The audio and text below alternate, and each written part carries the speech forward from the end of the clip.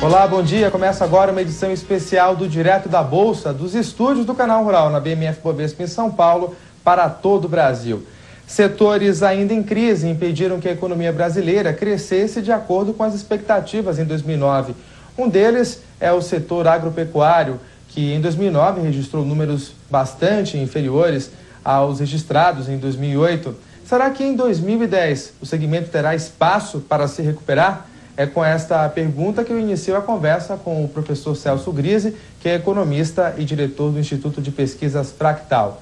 Professor, seja mais uma vez bem-vindo aqui ao nosso programa. Muito agradecido. O prazer é meu estar aqui com você, com os telespectadores nesse momento. Bom, o ano começa com toda essa cautela. Será que a agropecuária brasileira vai ter espaço para se recuperar, professor? Certamente muito mais do que aquele que teve no ano anterior.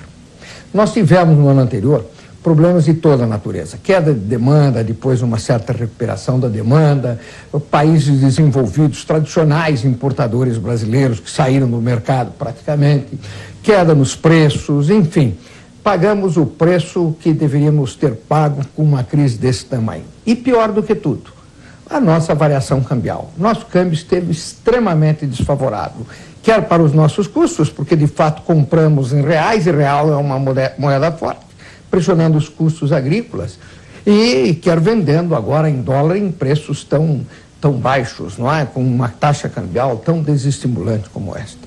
Agora nós vimos em 2009 um bom momento para as commodities agrícolas negociadas justamente em dólar, principalmente soja e açúcar. Essa tendência deve ser mantida, o senhor acredita?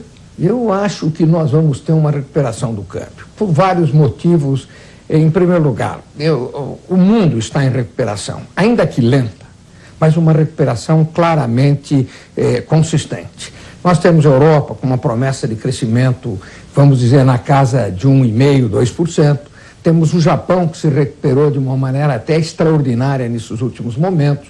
Anualizada a taxa japonesa do mês de outubro é de 4,8% ao ano, para um país que está acostumado a crescer 1,5%, 2%. Então vamos dizer que o Japão também cresce, ele puxa consigo todos os tigres asiáticos. Além disso, a China está com um crescimento já muito vigoroso, na casa de 10% ao ano. Tudo isso significa maior consumo de petróleo, o que significa um aumento do dólar em relação a outras moedas, porque a demanda por dólar para adquirir uma quantidade maior de petróleo será também maior e, portanto, esses preços tendem a se elevar. Em relação especialmente a nós teremos o contrapeso de sermos hoje um país emergente muito prestigiado pelo mercado de capitais internacional. Continuarão vindo para o Brasil muitos dólares em função dos programas de investimento, do pré-sal, da própria agricultura, enfim, nós atrairemos dinheiro para o Brasil. Mas ainda assim, nós teremos taxas cambiais muito mais favoráveis do que aquela que tivemos no ano anterior. Bom, com relação ao câmbio enfraquecido, muitos analistas dizem que o impacto relevante foi de fato no setor que exporta produtos industrializados e que o setor agrícola acabou não sofrendo tanto esse impacto.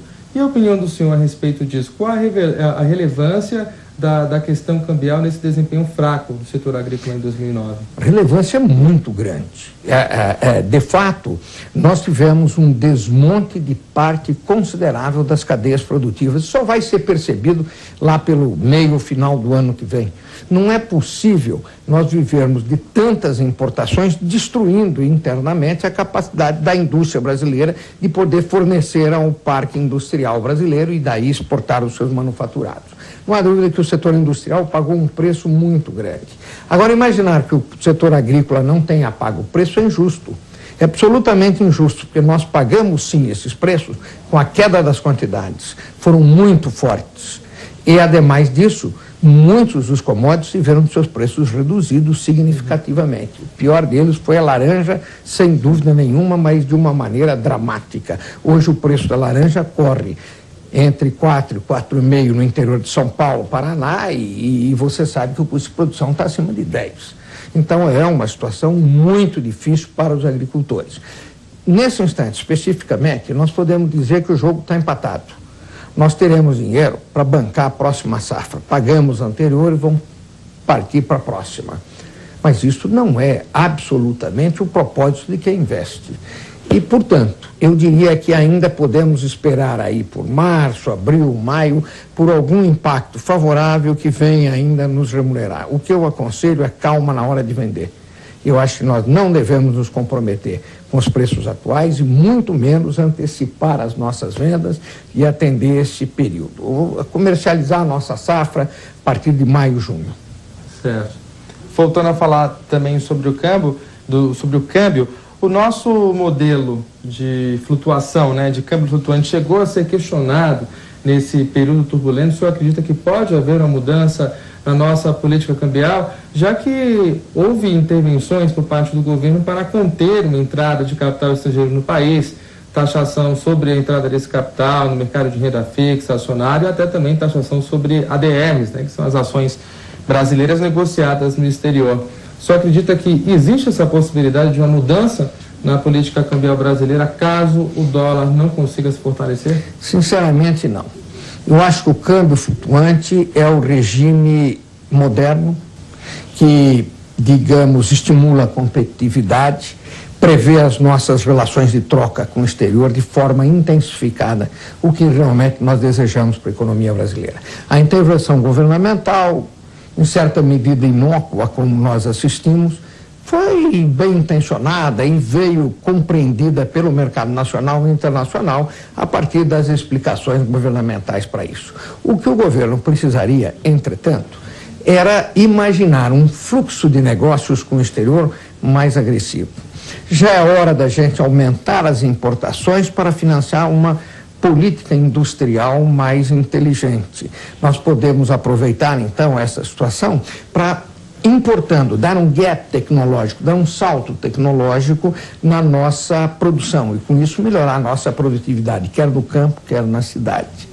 Entretanto, o governo não vê isto como uma coisa tão imediata, porque, de fato, ele se beneficia muito com as importações, contendo a inflação. Isso deixa um certo espaço para o desmando fiscal dele. Ele pode gastar mais, porque esses gastos não correspondem à alta de preços, uma vez que produtos importados a preço baixo chegam aqui. Se tirarmos o governo dessa zona de conforto e mostrarmos a necessidade de um planejamento econômico mais robusto, com políticas industriais, comerciais mais efetivas, nós teríamos um amplo campo para o crescimento nacional, quer na agricultura, quer na indústria, quer no serviço, quer no comércio. Nós teríamos como crescer o PIB para além disso que nós vamos crescer o ano que vem. E vamos crescer razoavelmente. Quanto o senhor acha que deve ser esse crescimento? Olha, se o governo não conseguir articular nada, nós estamos aí para crescer, pensando no mercado interno, em torno de 4%. Se o mercado externo melhorar muito fortemente, nós podíamos chegar a 6%. Mas como ele deve melhorar apenas de uma maneira equilibrada, eu diria que nós devemos crescer em torno de 5%. Tudo isso sem prever uma capacidade de articular as cadeias produtivas, de transformar os nossos arranjos industriais em algo mais produtivo e visando, sobretudo, o ganho de competitividade no exterior. Então, nós cresceríamos, digamos, entre 4% e 5%, seria ajuizado pensar. Tá certo, então. Eu agradeço a presença do professor Celso Grise, que é economista e diretor do Instituto de Pesquisas Fractal. Seja sempre bem-vindo, professor. Boas festas, um bom início de ano para o senhor também. Para todos nós. Muito obrigado a você, ao telespectador, nosso abraço carinhoso. Esta edição especial do Direto da Bolsa termina aqui. Continue conosco.